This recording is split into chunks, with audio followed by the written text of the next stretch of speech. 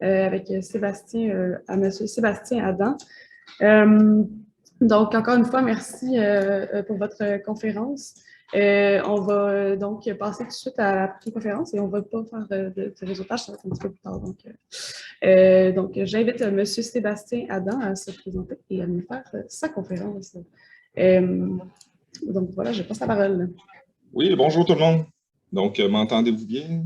Je n'aurai pas de réponse, mais oui, j'espère que je m'entendais bien. Bon, parfait. Donc, bonjour, je me présente, mon nom est Sébastien Adam, je suis directeur recherche et développement au CIMEC depuis bientôt 7 ans.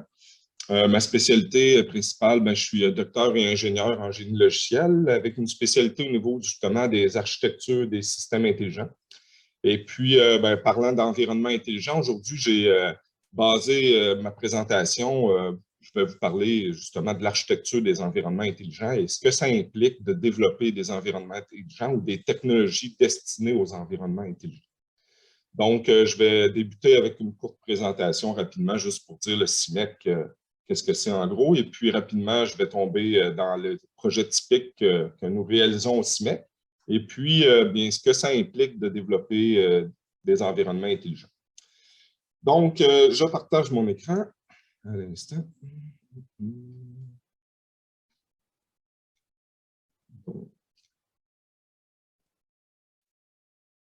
Voilà.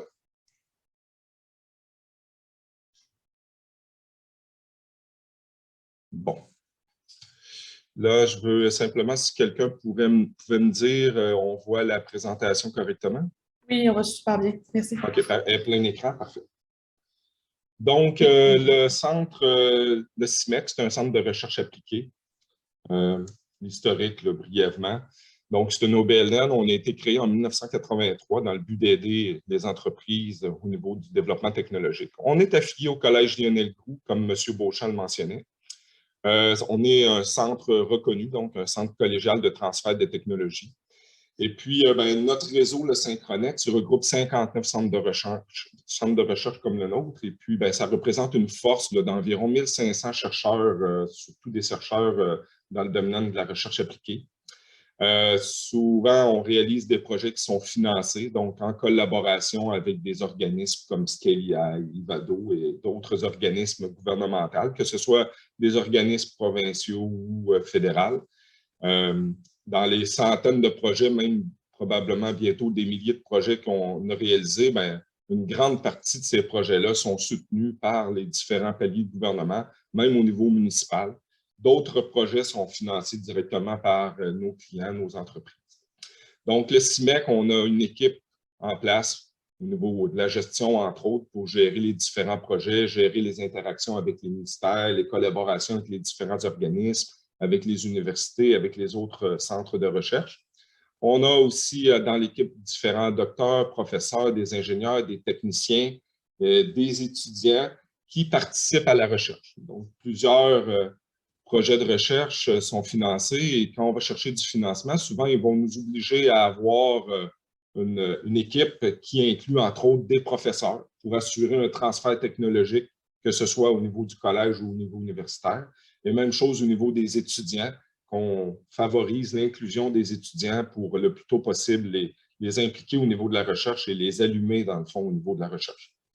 Donc, la mission principale au niveau du CIMEC, on fait de l'aide technologique, donc aider, entre autres, avec ce que je vais présenter aujourd'hui, comment gérer le développement au niveau des environnements intelligents. Beaucoup de recherche appliquée, et puis on a aussi un mandat de formation et d'information. Donc, le forum d'aujourd'hui tombe, entre autres, au niveau de notre mission, dans notre devoir d'informer et de former finalement les entreprises et la communauté. Dans l'optique d'aujourd'hui, dans les environnements intelligents, j'ai fait un petit résumé là, de c'est quoi les thèmes principaux, les domaines principaux dans lesquels le CIMEC, on a à intervenir quand on parle d'environnement intelligent. Donc, pour beaucoup, nous, le système, c'est le Centre d'innovation microélectronique du Québec. Donc, la microélectronique, c'était notre point de départ lors de notre création en 1983. Depuis, les technologies ont évolué, ça nous a amené aussi à évoluer. Donc, maintenant, le CIMEC touche tout ce qui est développement de systèmes qui sont embarqués, distribués, qui sont connectés avec des objets connectés, qui ont des techniques de prédiction ou des techniques d'intelligence artificielle, là, des algorithmes qui sont appliqués. Évidemment, ben, ça nous amène aussi à toucher à la microélectronique, à tout ce qui est l'informatique. La télécommunication, mais plus la télécommunication embarquée. Donc, on a un autre centre de recherche dans le réseau qui, lui, est spécialisé au niveau de la télécommunication plus large, là, que ce soit avec les satellites ou autres types de télécommunication. Nous, on se concentre sur la télécommunication embarquée, donc avec des objets connectés, avec des appareils connectés, et ainsi de suite. Donc, on a le thème Internet des objets que tout le monde connaît bien maintenant. Même chose au niveau de l'intelligence artificielle. Le CIMEC se concentre beaucoup sur l'intelligence artificielle embarquée. Donc, des techniques d'intelligence qu'on pourrait être capable de déployer sur des cartes de contrôle, par exemple. D'autres centres de recherche, comme le Centre Jacob, spécialisé en intelligence artificielle, donc c'est un centre de notre réseau Synchronex, sont aussi spécialisés spécifiquement en intelligence artificielle. Mais tout ce qui est, par exemple, apprentissage profond, bien souvent, on va aller collaborer avec notre centre de recherche spécialisé en intelligence artificielle pour cette partie-là. D'autres centres, comme le CEDRIN ou le CEMI, vont avoir une spécialité, par exemple, au niveau de la vision artificielle, donc tout ce qui est analyse d'images, utilisation de caméras, d'images pour réussir à développer des algorithmes. Donc, on a différentes spécialités réparties au niveau de l'intelligence artificielle dans le réseau et chacun, dans le fond, apporte sa spécificité à cette intelligence artificielle-là. Donc, nous, le CIMEC, c'est beaucoup ce qui est embarqué, ce qui est environnement, contrôle d'environnement, contrôle d'appareils, contrôle d'objets connectés, que ce soit des capteurs ou des actionneurs. Ça nous amène souvent à travailler avec des mégadonnées. Donc, toute la gestion des données, vous allez voir, c'est quelque chose d'important.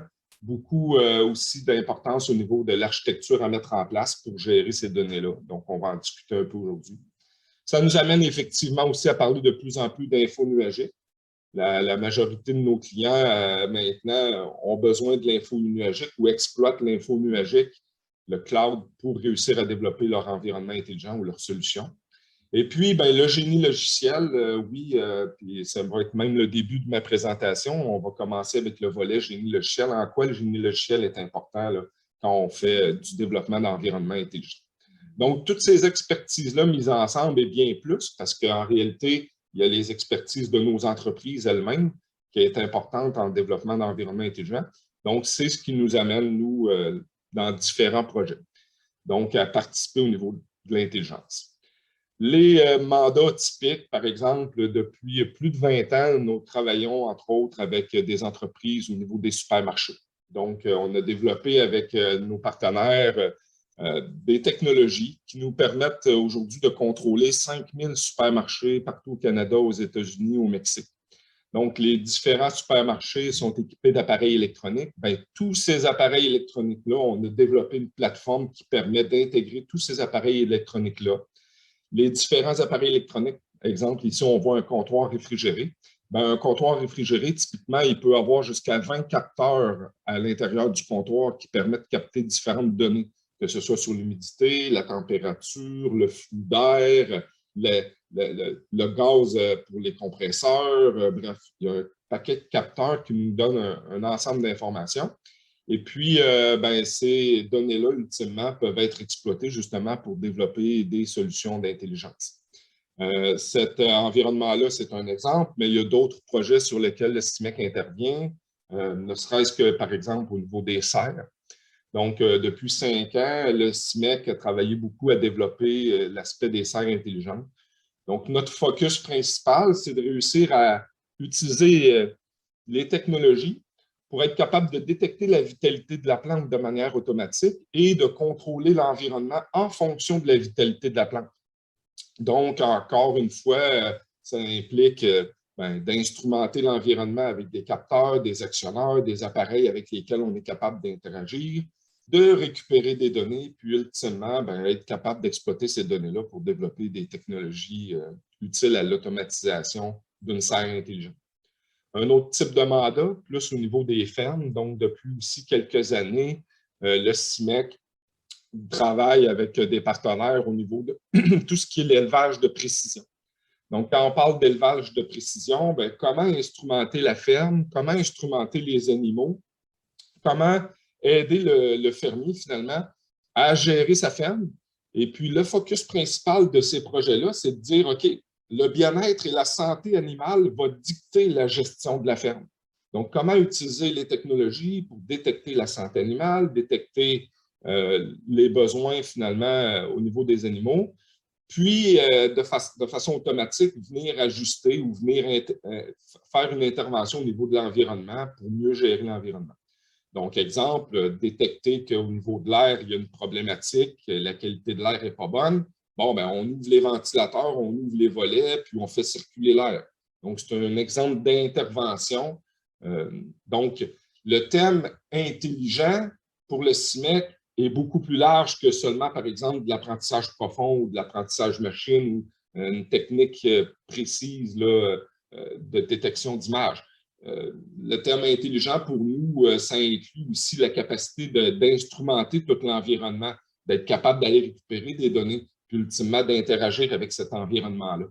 Donc, vous allez voir dans le cours de la présentation ce que ça peut impliquer au niveau technologique. Un autre exemple, un mandat plus récent sur lequel on travaille, par exemple, c'est au niveau des casinos.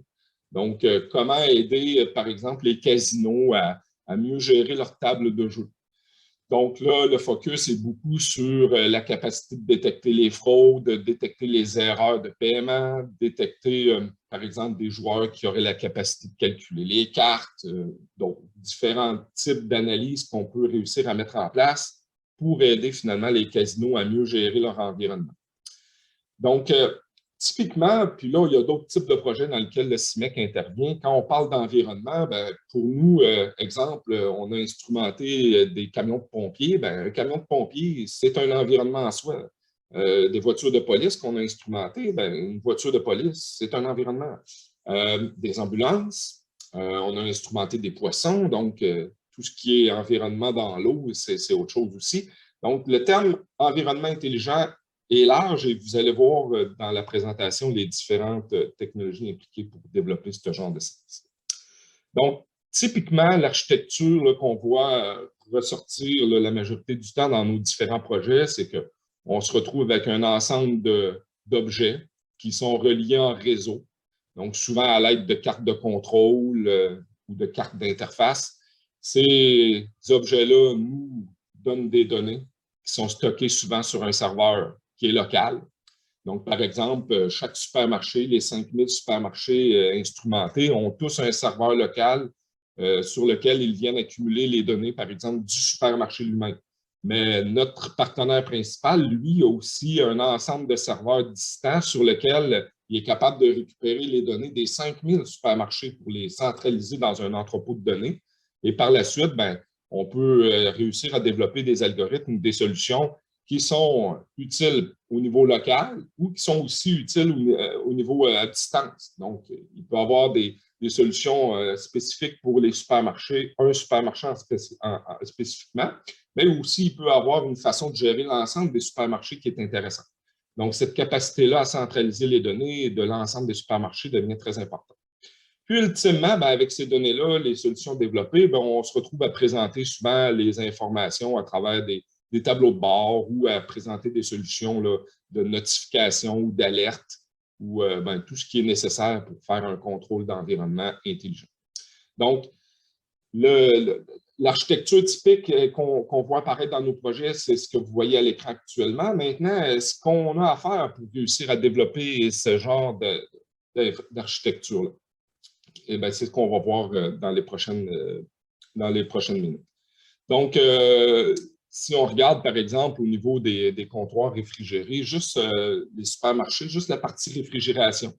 Donc, typiquement, par exemple, là, à l'image, vous voyez, on va se retrouver avec des cartes de contrôle qui viennent, par exemple, connecter les racks de compresseurs.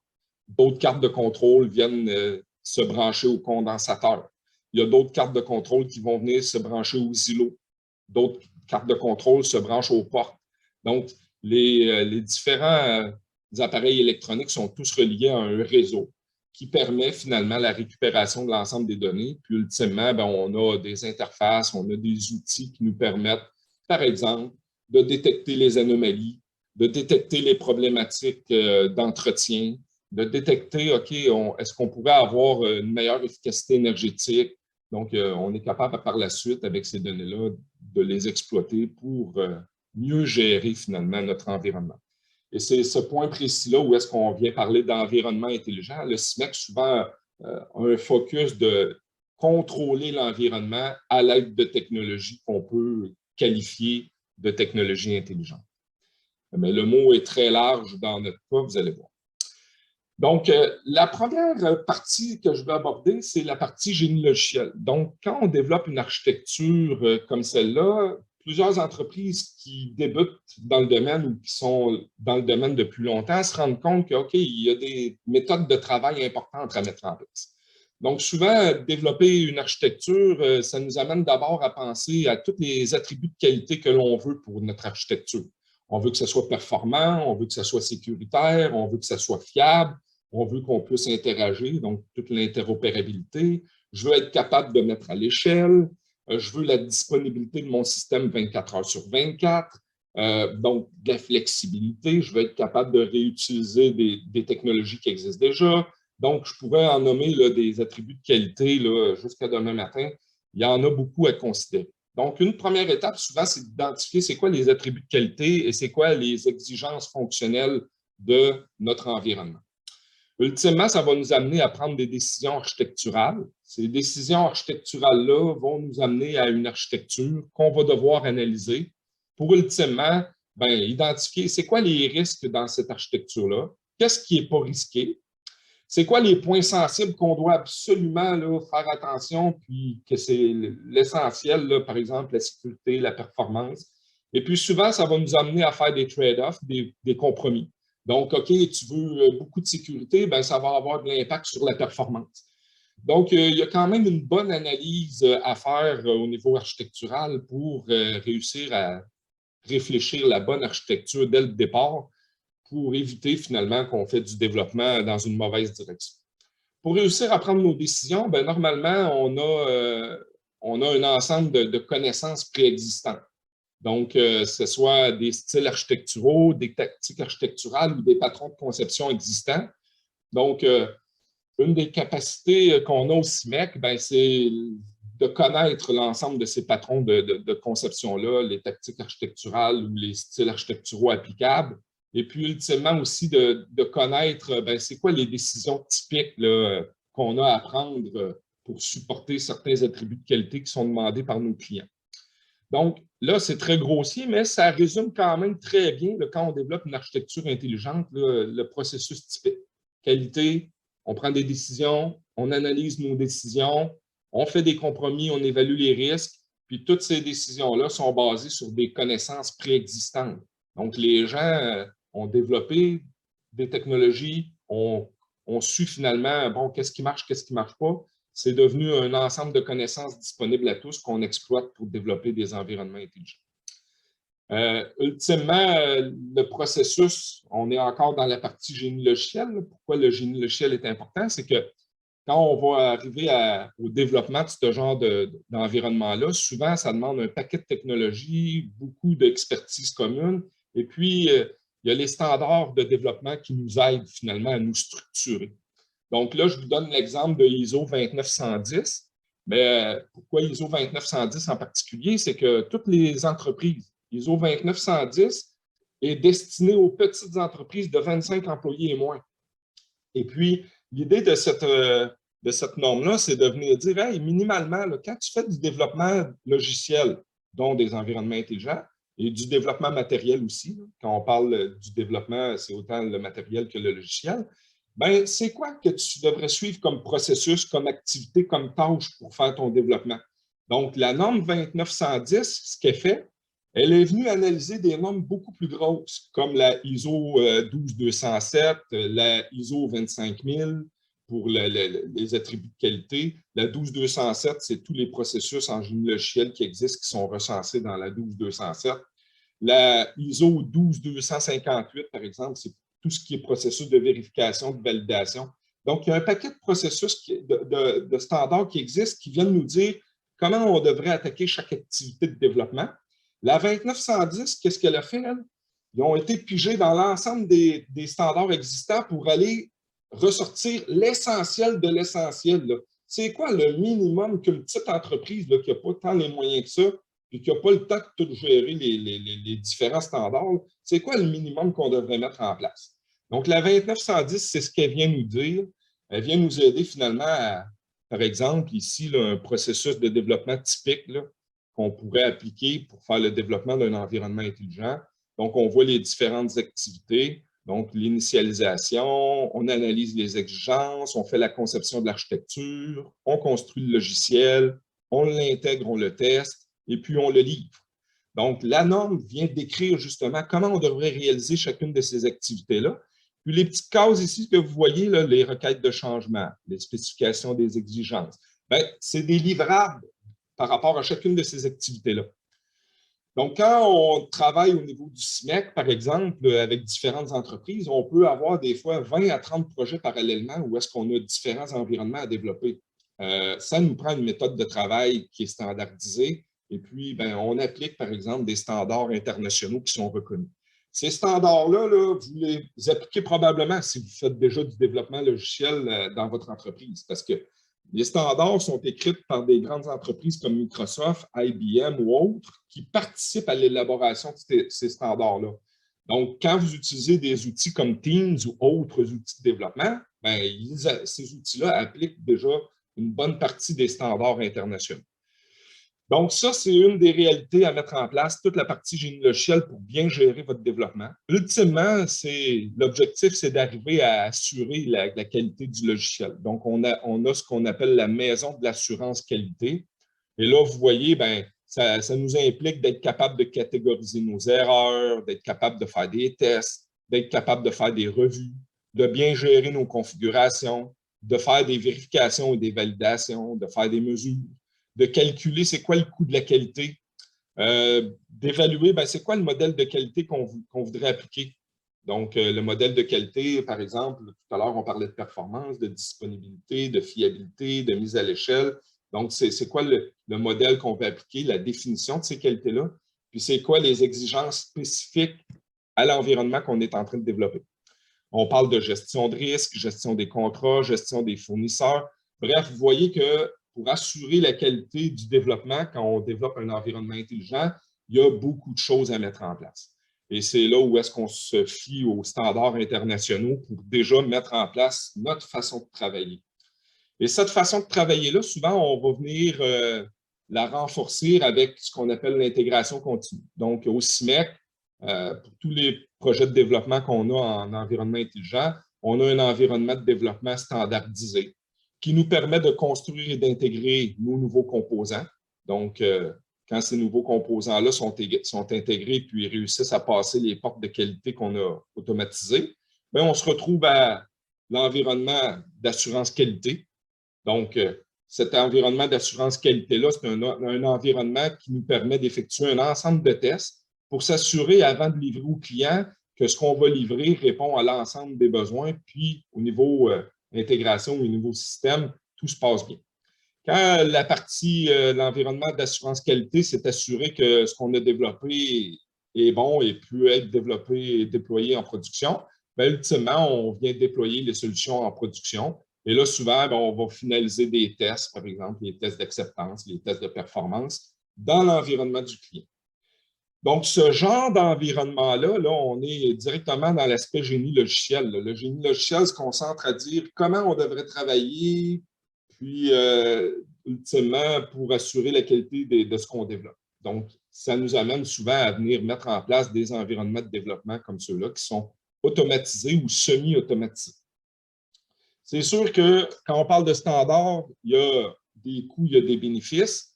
Donc, je ne prendrai pas la peine de lire tout ça, ça vous donne une idée des types de coûts et bénéfices qu'on peut avoir à appliquer des standards. C'est sûr que, les standards, comme on voit souvent, ça a l'air bureaucratique, ça a l'air gros, c'est trop lourd, mon entreprise ne peut pas gérer ça, etc. Des normes comme la 2910, justement, ce que ça fait, c'est de dire, hey, gars, on ne te demande pas de faire la grosse affaire. Là.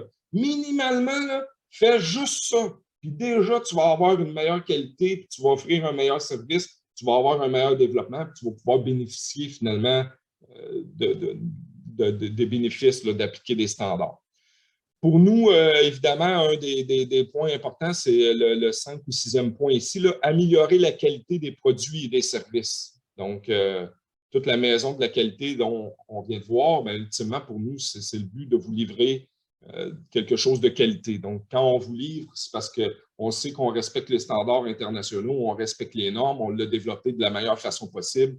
Puis, ce qu'on vous livre, on sait que ça respecte les qualités que vous vouliez avoir. Donc, ça nous amène à dire, ben, c'est quoi typiquement qu'on livre au CIMEC là, quand on parle d'environnement intelligent? Ben, il y a 6 composantes principales là, que nous, avec lesquelles on travaille quand on parle d'environnement intelligent. Donc, il y a tout ce qui est capteur, tout ce qui est les actionneurs. Donc, c'est ce qu'on appelle les objets connectés très souvent, donc les capteurs et les actionneurs. Donc, les capteurs nous donnent des données. Les actionneurs nous permettent d'intervenir au niveau de l'environnement. Il y a tout l'aspect aussi de l'infrastructure de traitement. Donc, à la base, le CIMEC, il y a maintenant plus de 30 ans, sa spécialité, c'était les cartes de développement, donc construire même ces cartes de traitement-là, les cartes de contrôle, mais de plus en plus avec l'info nuagique, avec les capacités de calcul, avec les besoins des entreprises, on a migré aussi vers la capacité de mettre en place des infrastructures de traitement qui nécessitent, par exemple, des fois, des serveurs de calcul ou de la puissance de calcul un peu plus importante. Il y a tout l'aspect aussi optimisation énergétique qui est très important. Ça a l'air de rien, là, mais par exemple, quand un de nos clients nous dit « OK, on va taguer un poisson, donc on va l'étiqueter en lui mettant un capteur sur le poisson, puis le poisson doit rester dans l'eau pendant 1 an. » Bien, son capteur, pour assurer l'autonomie, par exemple, pendant 1 an, bien, il faut développer des algorithmes d'une manière que cette autonomie-là va être réalisable. Donc, l'aspect optimisation énergétique devient très important quand on parle des objets connectés qui ne sont pas branchés filaires. Donc, ils sont alimentés par batterie ou autres technologies. Donc, il y a une réflexion à avoir au niveau du développement et des algorithmes à mettre en place pour assurer finalement une optimisation énergétique. Tout l'aspect, évidemment, gestion des données.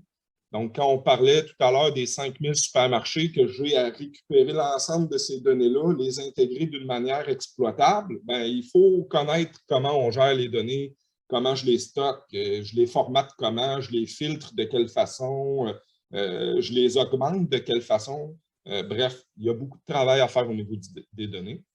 Et puis, bien, tout ce qui est aussi intelligence artificielle en tant que telle, donc les algorithmes à développer, à mettre en place, donc les solutions le plus typiques qu'on va aborder un petit peu tout à l'heure. Donc, un des premiers composants, ce sont les capteurs. Donc, au niveau des CIMEC, au niveau du CIMEC, là, tout ce qui est capteurs et actionneurs, c'est une de nos très grandes spécialités. Donc, on a eu plusieurs projets là, dans les dernières années qui nous ont permis de tester à peu près tous les capteurs qui existent sur le marché, là, que ce soit des capteurs chimiques, des capteurs de température, des capteurs de déplacement, de position, de son, bref, tous les types de capteurs. Dans l'aspect assurance qualité dont on parlait tout à l'heure, il y a beaucoup de travail à faire quand on achète des capteurs puis on veut les intégrer dans un environnement intelligent. Donc, il ne faut pas négliger tout l'aspect calibration de ce capteur-là. Donc, déjà là, juste au moment de l'achat, il faut faire des tests, il faut évaluer. Souvent, les capteurs, quand vous les achetez, ils ont une spécification technique. Vous lisez la spécification technique, mais quand vous réalisez des tests, vous vous rendez compte que, OK, la spécification technique, là, il faut quand même être un peu faussée. Donc, la plupart du temps, les capteurs qu'on reçoit, il faut faire un paquet de tests, il faut les calibrer. Et puis, c'est souvent après une utilisation qu'on se rend compte des problématiques qui peuvent apparaître. Par exemple, au niveau des serres, quand il y a différents capteurs d'humidité qu'on utilisait, bien, après quelques mois, on se rendait compte qu'il y avait de la corrosion sur certains capteurs. Donc là, ça nous oblige à revoir les capteurs qu'on utilise, à refaire d'autres tests. Bref, donc tout l'aspect capteur et actionneur, beaucoup de travail à faire pour réussir à choisir les bons capteurs, à s'assurer qu'ils nous donnent des données selon les attributs de qualité qu'on veut. Par exemple, au niveau de la précision, au niveau de l'autonomie, au niveau de la performance, bref. Et dans le fond, c'est un des composants typiques qu'on voit apparaître dans nos systèmes. Donc, les capteurs et les actionneurs. pour interagir avec ces capteurs, ces actionneurs-là, bien, souvent, ça va nous obliger à connaître ou à être capable de développer un paquet de protocoles de communication.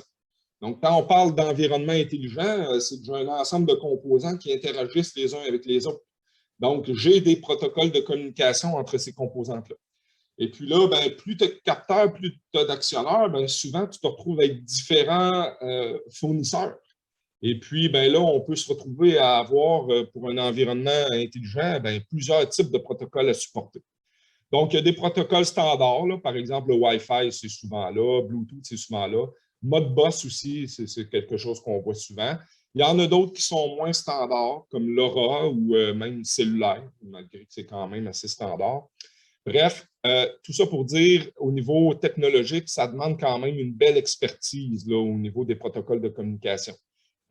Plus on est, dans le fond, avec des objets connectés, avec des appareils électroniques, plus on a probablement à avoir à gérer les protocoles de bas niveau, donc de tout ce qui est la couche physique, la couche Mac. Mais il y a d'autres types d'applications ou des outils qu'on peut utiliser aussi qui nécessitent de gérer des protocoles de plus haut niveau. Donc, vous voyez, et ça, ce n'est même pas l'ensemble des protocoles qui existent. Donc, quand on parle d'environnement intelligent, probablement là, que vous avez un paquet de protocoles de communication à mettre en place. Et souvent, bien, ces protocoles de communication-là, justement, permettent une communication dont, entre autres, le transfert des données. Parce que souvent, on veut recevoir des données ou on veut transmettre des données à des composants de notre environnement, que ce soit logiciel ou matériel. Donc, tout l'aspect architecture pour la gestion des données est très, très, très important. Et là, ces architectures-là peuvent être très complexes. Bon, on peut, par exemple, là, typiquement, nous, ce qu'on voit, c'est des logs ou des transactions. Donc, souvent, dans les environnements qu'on traite ou qu'on développe, c'est des appareils, nous, c'est des objets connectés qu'on a. Donc, souvent, ces appareils-là, ces objets-là font des logs. Donc, on récupère ces logs-là soit en temps réel ou autre, par exemple, une fois par jour, ou en temps réel carrément. Et puis, ben, après ça, il faut organiser ces données-là. Donc, souvent, on va se retrouver avec un entrepôt de données pour l'ensemble des données, mais par la suite, quand on veut développer des solutions spécifiques, on peut se créer des sous-bases de données ou des plus petits entrepôts qui sont spécifiques pour le développement qu'on veut faire.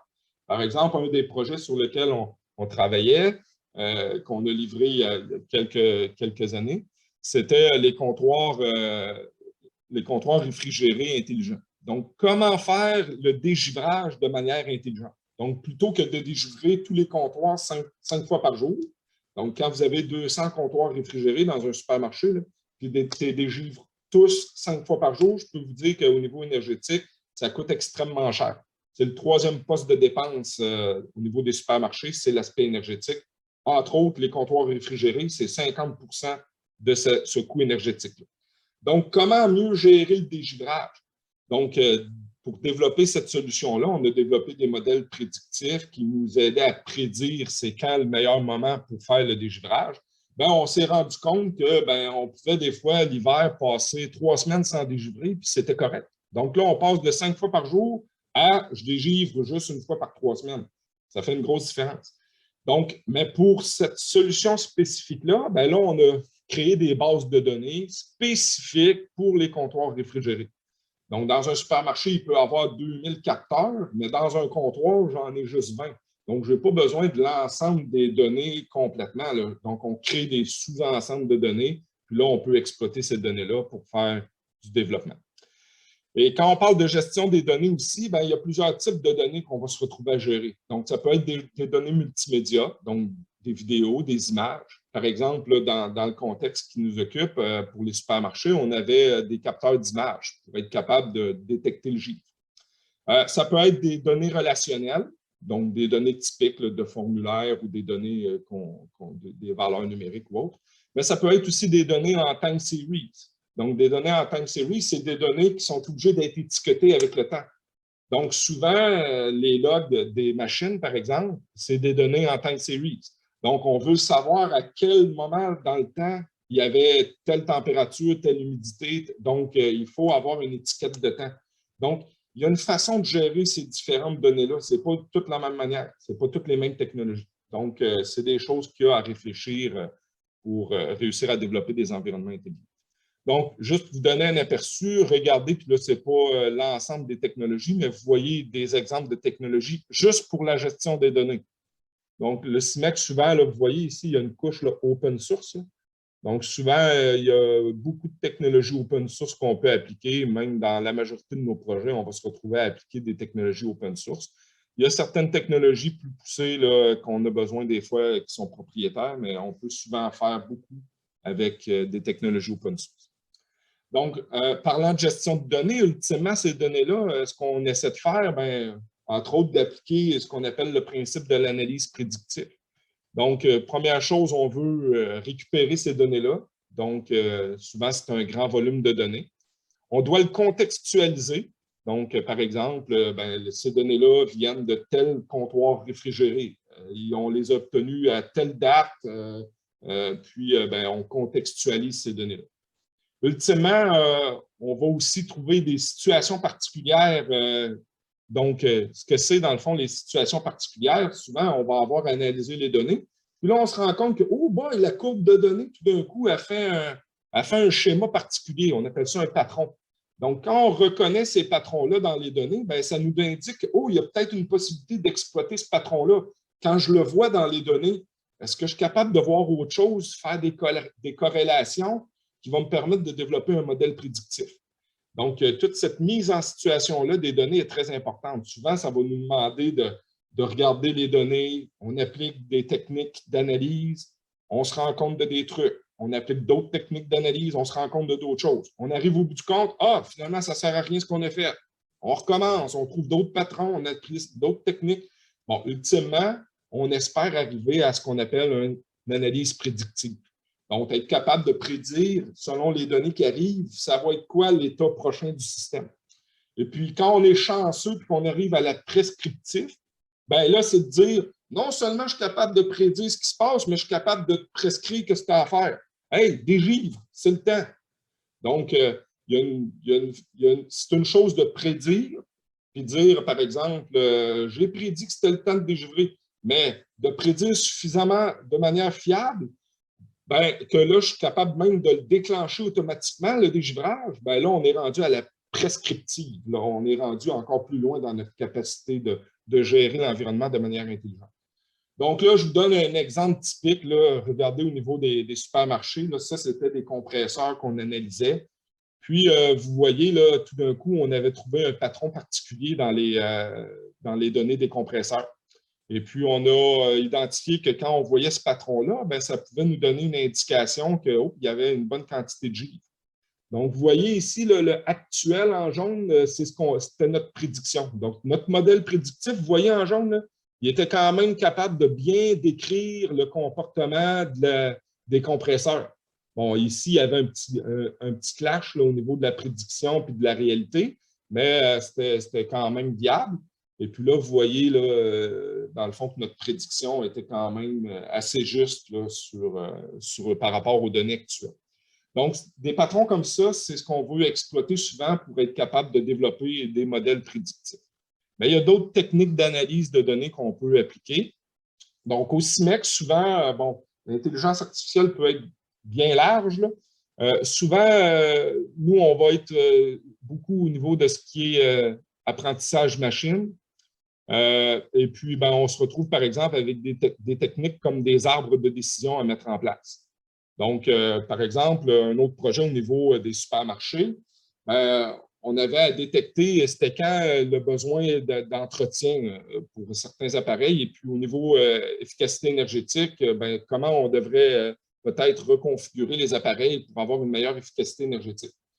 Donc, dans ce projet-là, ben, on avait un ensemble d'agents automatisés qui récupéraient les données de manière automatique, en faisaient une analyse, puis donnaient le résultat. Et puis, selon le résultat, ben, on avait un arbre de décision. OK, si j'ai tel résultat, lance telle autre analyse. Puis là, ben, ultimement, tu crées un arbre de décision comme celui-là où est-ce que tu as un paquet d'agents intelligents qui font des analyses spécifiques. Puis, selon les résultats de chaque agent, ben là, ultimement, on se retrouve dans la feuille de l'arbre à prendre une décision ou à faire une prédiction. Et puis, ben là, il y a d'autres types de techniques au niveau de l'intelligence artificielle qu'on applique. Bon, comme je disais, tout ce qui est, par exemple, ici, on a l'apprentissage profond. Bon, l'apprentissage profond, ce n'est pas nécessairement au CIMEC qu'on va faire qu'on va appliquer ce genre de technique-là. Ça, on va demander souvent à notre centre Jacob en intelligence artificielle de s'impliquer dans le projet si on a à faire du développement au niveau de l'apprentissage profond. Bon, je ne passerai pas à travers toutes les techniques applicables, mais juste pour vous dire que, par exemple, au niveau machine learning, souvent, les techniques sont des techniques de classification. Donc, on avait un projet, par exemple, et lui, il voulait analyser tous les médias, tous les journaux pour être capable de classifier automatiquement les nouvelles, puis être capable de fournir à ses clients, par exemple, si le client, c'est un gestionnaire d'entreprise, bon, voici les nouvelles que tu devrais lire aujourd'hui. Si c'est un politicien, voici les nouvelles que tu devrais lire aujourd'hui. Donc, c'était des techniques de classification dans son cas qu'on appliquait. Dans le cas des supermarchés, c'était des techniques de régression. Exemple, les arbres de décision. Bon, ultimement, l'ensemble de ces techniques-là, souvent, pour nous, ça va aboutir à soit, par exemple, mettre en place des tableaux de bord. Donc, les résultats vont nous amener à mettre en place des tableaux de bord. Ça peut être générer des rapports de manière ad hoc, donc des rapports, par exemple, sur les entretiens à faire, sur l'efficacité énergétique, etc. Ça peut être capable d'explorer les données pour prendre des décisions, donc des outils d'exploration ou de visualisation de données. Bref, ultimement, ces données-là vont nous permettre de développer des outils utiles, soit pour les gestionnaires des environnements intelligents, soit des données ou des informations utiles pour les automates, donc qu'on met en place pour gérer les environnements intelligents. Et encore une fois, au niveau des techniques de modélisation de données, là, il y en a une panoplie, donc je ne ferai pas le tour nécessairement, mais il y a quand même, ce qui est intéressant, encore une fois, tout ce qui est open source. Donc, même chose que pour la gestion des données, il y a beaucoup d'éléments open source qu'on peut utiliser. Vous voyez ici là, toutes les librairies open source qui existent. Dont TensorFlow, là, que probablement tout le monde connaît. Bref, il y a plusieurs librairies qu'on peut appliquer pour appliquer des techniques d'intelligence artificielle, donc d'analyse de données, de prédiction, et ainsi de suite. Donc, ça, c'est pour l'aspect gestion des données. Donc, on a un ensemble de capteurs d'actionneurs. J'ai une architecture de données pour me permettre de gérer ces données-là. J'utilise ces données-là pour faire du développement d'algorithmes, de systèmes intelligents. Puis, ultimement, j'ai besoin de capacité de calcul pour rouler l'ensemble de ces algorithmes-là. Donc, je vous donne un exemple typique. Là. Vous voyez, en 1997-2017, il y avait une compétition. Là, donc, en 1997, le premier ordinateur qui a battu un être humain aux échecs, il y avait 256 processeurs qui permettaient d'exécuter finalement les algorithmes. Et puis, ces algorithmes-là étaient basés sur des connaissances profondes puis des fonctions d'évaluation. Donc, dans le temps, la manière de fonctionner, c'était de dire, moi, je connais les règles, je vais calculer toutes les solutions possibles avant de prendre ma décision de quel coup je vais jouer. Puis, ce que ça faisait, c'est que l'ordinateur était capable de voir juste 7 coups à l'avance. Parce que l'arbre de décision, là, quel coup je vais jouer, regardez, ça, c'est un exemple pour le tic-tac-toe. Mais aux échecs, ce n'est pas juste 9 cases qu'il y en a 32. 64 au total. Donc, le nombre de décisions à prendre est beaucoup plus large. Donc, la force brute pour faire les calculs n'était pas si efficace que ça. Donc, en 1997, l'être humain était encore capable de battre l'ordinateur. Aujourd'hui, par exemple, le même concours a été réalisé, mais maintenant, c'était pour jouer au jeu de Go. Donc, quand Google a fait ce projet-là, là, on avait 1200 processeurs dont 176 GPU mis en place. Donc là, ce qu'on était capable de faire, c'est de voir 20 coups à l'avance. Donc, il n'y a plus aucun être humain qui est capable de battre cette solution-là. Non seulement on voit 20 coups à l'avance, mais en plus, ce n'est plus la force brute comme on le faisait en 1997.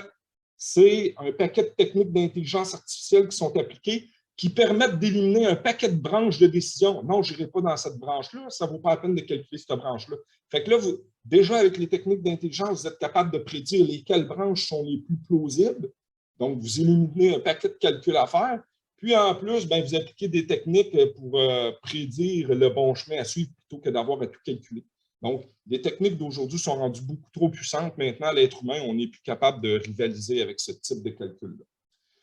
Pour nous aussi, ce que ça implique que, par exemple, pour les cartes de contrôle typiques qu'on développait, bien, il y a beaucoup de choses qui changent. Donc, il y a beaucoup plus, par exemple, de composantes qui peuvent apparaître. Les composantes peuvent être plus complexes.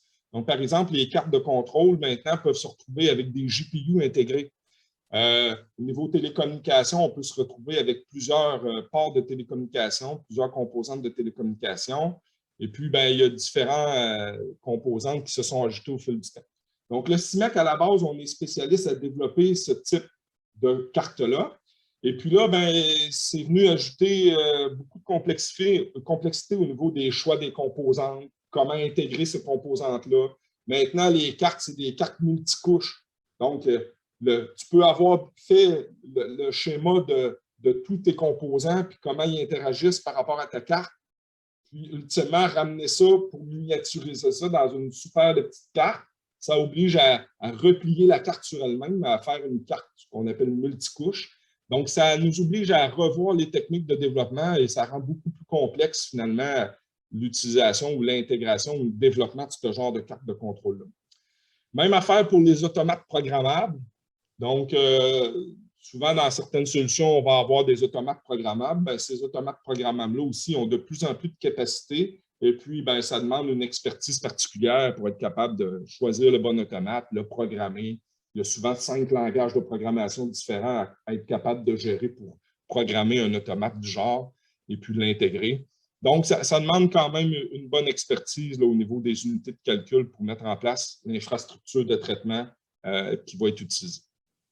Puis, ultimement aussi, ça nous amène à revoir les techniques de calcul. Donc, il y a une différence au niveau algorithmique. Quand tu implémentes un algorithme pour simplement un processeur de 8 cœurs, ben, ce n'est pas la même chose que si tu implémentes ton algorithme pour un GPU qui en a 1024 des processeurs ou des cœurs de calcul.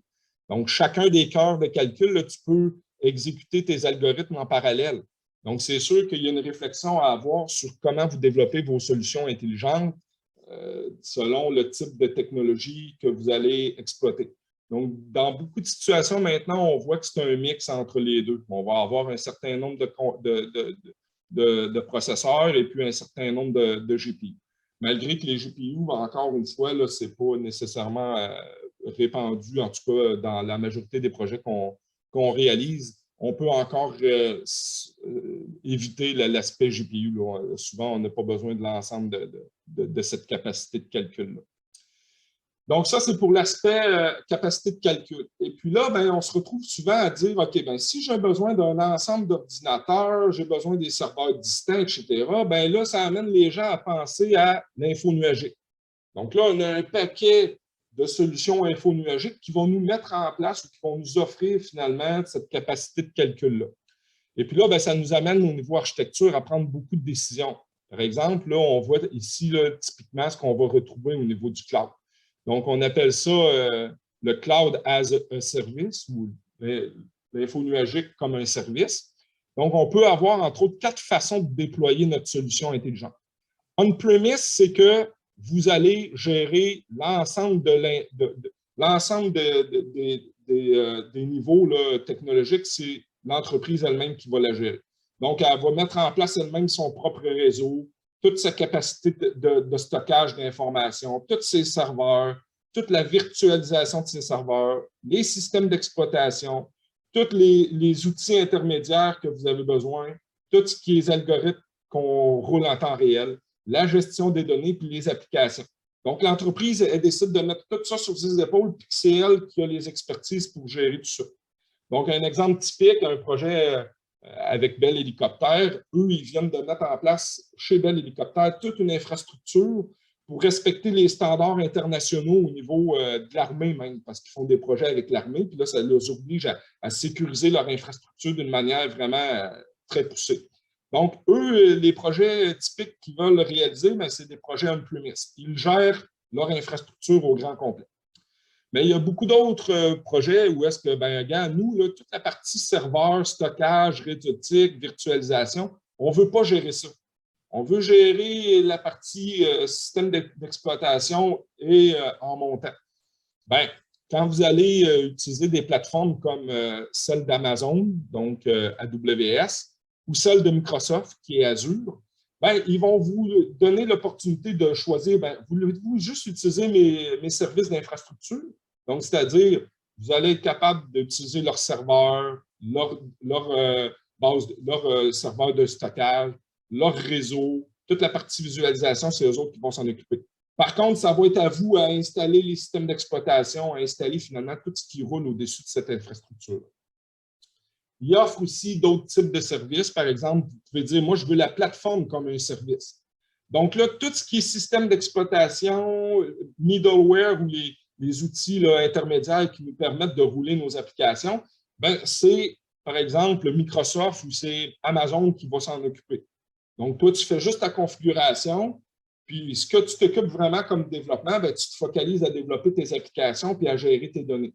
Le reste, tout ce qui est réseautique ou autre, c'est des entreprises comme Amazon ou même au Québec, il y a R2I qui offre aussi ce type de service-là. Donc, c'est un fournisseur de cloud québécois avec lequel on fait affaire depuis longtemps, depuis quelques années. Et là, eux aussi offrent ce genre de service-là. Et puis, le dernier, c'est de dire, OK, l'ensemble de la solution, incluant même les applications et les données, c'est Amazon ou c'est Microsoft qui fait ce développement-là. Nous, on est juste en mode utilisation. Donc, on peut aller même jusque-là. Donc, tout l'aspect info-nuagique vient influencer beaucoup comment on va développer l'architecture de notre environnement intelligent. Donc, l'architecte a à faire le choix, entre autres, entre ces 4 options-là, puis à décider, c'est quoi qu'on va s'occuper, puis qu'est-ce qu'on va laisser entre les mains de spécialistes. Ultimement, l'ensemble de ces technologies-là nous amène à souvent ce qu'on appelle l'automatisme industriel. Donc, quand on parle d'environnement intelligent, souvent, c'est dans le but de venir automatiser des tâches, de venir automatiser des activités. Donc, pour nous, là, on se retrouve là, que ce soit du soudage, de l'emballage, du découpage, du tri, autre, bref, c'est souvent l'automatisation, le but ultime. Donc, un forum comme celui-là sur l'environnement intelligent, ce que ça nous permet de faire, entre autres, ça nous permet entre autres, se présenter ou présenter à l'ensemble de la communauté, puis relever le fait aussi que la collaboration pour mettre en place des environnements intelligents est très importante. C'est des projets multidisciplinaires qui demandent souvent des expertises connexes que plusieurs collaborateurs peuvent apporter. Et puis, vous voyez le mandat ou les mandats typiques qu'on veut mettre en place, c'est beaucoup tourné autour de l'idée de développer des écosystèmes de recherche. Donc, la majorité des projets que l'on dépose, c'est dans une optique de dire, OK, c'est beau un environnement intelligent, mais on a besoin d'un écosystème. Donc, par exemple, beaucoup au niveau des capteurs, des actionneurs, on a encore beaucoup de choses à faire. On a beaucoup de dépendance envers la Chine ou envers des pays étrangers, ce qui fait que même des fois, pour certaines solutions, on se retrouve à attendre 8 mois, 1 an avant d'être capable d'obtenir nos composantes électroniques. Donc, y a-t-il moyen d'avoir un écosystème plus dynamique au Québec qui nous permettrait d'inclure des partenaires pour, par exemple, faire nos projets, mais de façon à avoir moins de dépendance à l'externe. Et puis qu'on soit plus un écosystème au Québec ou au Canada qui nous permettrait de le faire. Créer des synergies. Donc, cet aspect-là est très important là, dans les projets d'environnement intelligent. Donc, le but ultime, c'est de développer, intégrer, démontrer, évaluer des technologies, que ce soit dans les fermes, dans les casinos, dans les serres, dans les camions de pompiers ou autres. Souvent, l'objectif ultime, c'est de venir automatiser la surveillance et la gestion des paramètres. Donc, par exemple, pour les fermes, c'est l'eau, l'air, le fumier, la ventilation, l'éclairage, l'alimentation, le comportement, le bruit, les odeurs, la santé animale, autres, 3 petits points. Dans plusieurs situations, on se retrouve à mettre en place des unités expérimentales. C'est ce qu'on a, par exemple, au CIMEC, on a 4 serres expérimentales dans lesquelles on fait des expérimentations. Donc, y a-t-il moyen d'avoir un écosystème plus large? Par exemple, on a beaucoup de collaboration avec les départements du collège. Donc, il y a des professeurs du collège qui sont impliqués dans nos projets. Il y a des étudiants, il y a des collaborateurs d'entreprises, il y a des collaborateurs qui sont des universités. Bref, cet aspect-là, écosystème, est très important. Et le forum d'aujourd'hui, j'en profite pour dire, entre autres, mais voici des types de collaborateurs puis des types de mandats ou de collaboration possibles là, qui est disponible au CIMEC et qu'on essaie de favoriser. Donc, on se retrouve beaucoup avec des projets de fin d'études, que ce soit au collégial ou universitaire, des stages collégiaux, baccalauréat. Il y a beaucoup de dégagement de professeurs, donc des professeurs du collège, des professeurs universitaires qui viennent travailler sur nos projets. Il y a beaucoup de projets de maîtrise, de projets de doctorat. Je dis doctorat appliqué parce que les doctorats plus théoriques, ça s'applique un peu moins là, dans nos types de mandats. Mais beaucoup de doctorats appliqués, par contre. Moi, mon post-doctorat, justement, appliqué, je le faisais au CIMEC. Donc, c'est le type de projet qu'on est capable de soutenir. Ça peut être des projets à contrat. On a des emplois disponibles aussi. Donc, cet écosystème-là est important pour nous. Et puis, vous avez vu un peu aujourd'hui l'ampleur des projets et l'ampleur des technologies qu'on peut réussir à mettre en place au CIMEC. Donc, je termine en vous rappelant, on est disponible, la direction du CIMEC, pour prendre contact et établir de nouvelles collaborations. Donc, mon nom était Sébastien Adam, puis je vous remercie d'avoir participé à cette présentation. Et voilà, c'est terminé.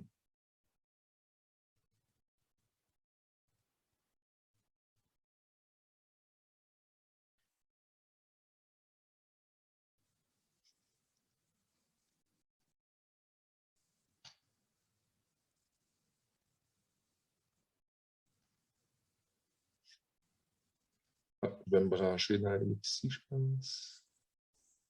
Est-ce que je ne vois pas les questions? Je vais voir si je peux me brancher en parallèle. Là. Puis, je n'entends pas non plus. Je ne sais pas si c'est normal.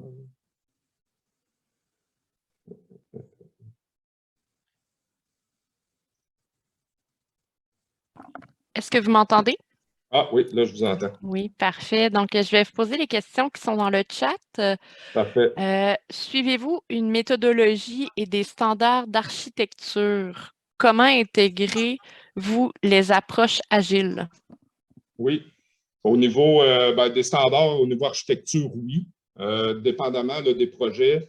Bon, par exemple, si on a travaillé avec, que ce soit Amazon, AWS, déjà, ils nous obligent à travailler d'une certaine façon. Donc, on va avoir un environnement client-serveur. Il y a déjà des techniques, des patrons de conception ou des styles architecturaux prédéfinis qu'on n'a pas le choix d'utiliser. Même affaire quand on travaille avec des plateformes comme Azure, il y a une façon de travailler qu'ils ont mis en place qu'on a à exploiter.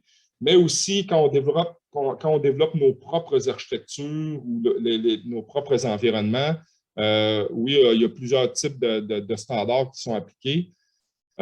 J'ai un paquet de livres, là, toutes les tactiques architecturales, tous les patrons architecturaux, les styles architecturaux, c'est décrit dans la littérature et puis c'est une de mes expertises entre autres. Là. Donc, quand on arrive dans un projet, c'est une des premières choses qu'on voit, c'est l'étude des styles à appliquer, des patrons à appliquer, des tactiques à appliquer.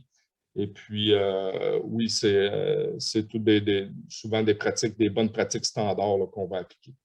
Et puis, la deuxième question, pouvez-vous me la répéter, juste pour être sûr que j'ai bien compris? La deuxième question, c'était comment intégrez-vous les approches agiles? Oui, les approches agiles. Justement, il y a différentes méthodes parce qu'on s'adapte selon le client. Donc, à la base, je vous ai parlé de la norme ISO 29110 qui met en place ou qui décrit une première tentative là, de processus pour la gestion de projet puis pour l'implémentation des logiciels.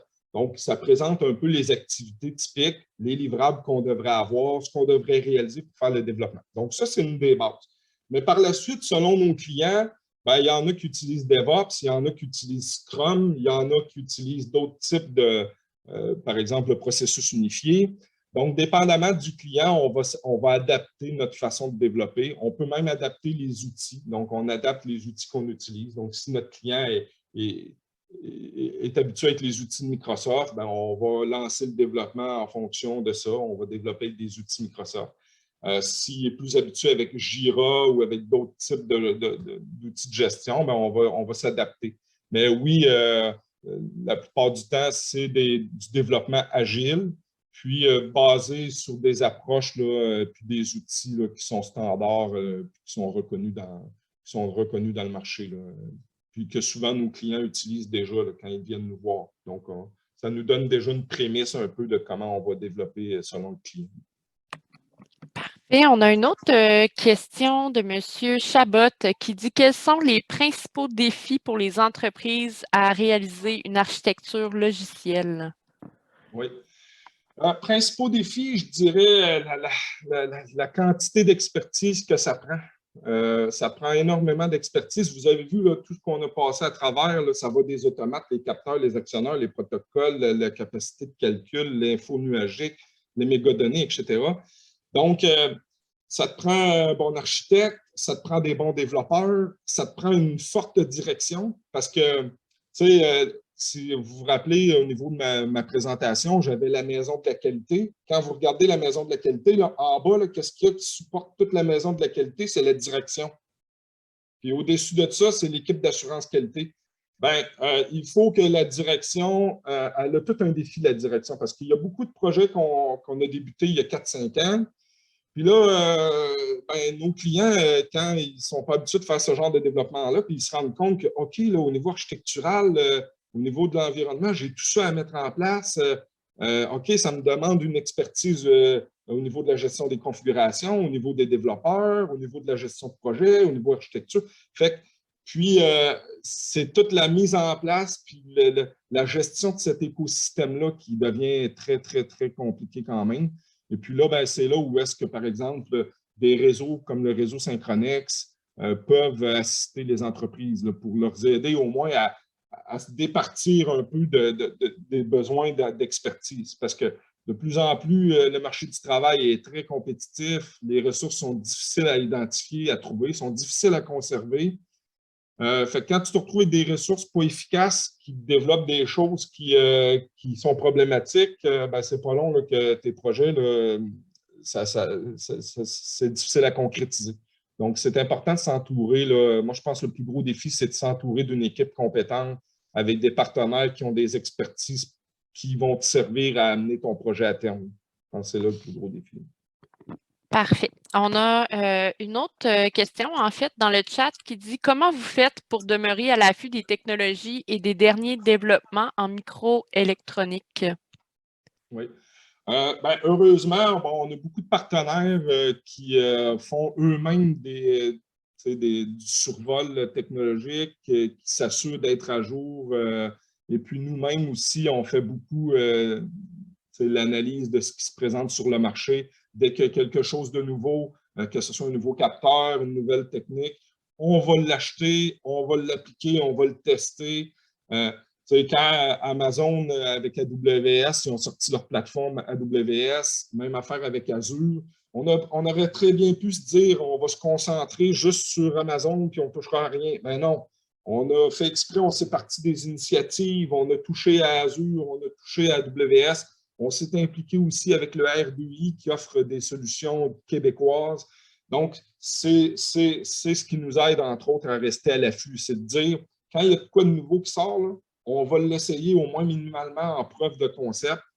Souvent, on se développe des projets à l'interne, on réalise l'application de ce qui existe comme technologie. Et puis aussi, grâce à nos partenaires qui font du beau travail aussi au niveau de la surveillance de ce qui se développe. Puis, ben, on participe aussi à la majorité ou sinon l'ensemble des forums comme aujourd'hui. C'est sûr que c'est un beau point de départ là, pour être au courant des dernières évolutions et de ce qui est disponible sur le marché. Donc, des événements comme aujourd'hui aussi, c'est ce qu'on fait aussi pour se maintenir à jour. On vous remercie beaucoup, M. Adam. On va maintenant passer au prochain conférencier qui est M. Luc Sirois.